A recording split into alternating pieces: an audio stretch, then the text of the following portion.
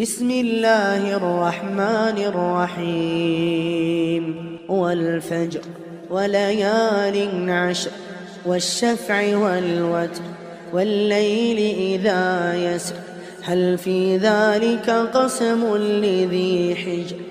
ألم تر كيف فعل ربك بعاد إرم ذات العماد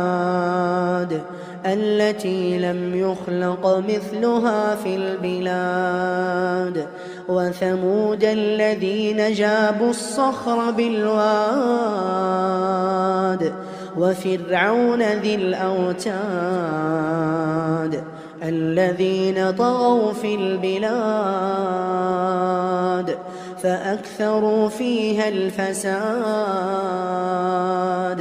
فصب عليهم ربك سوط عذاب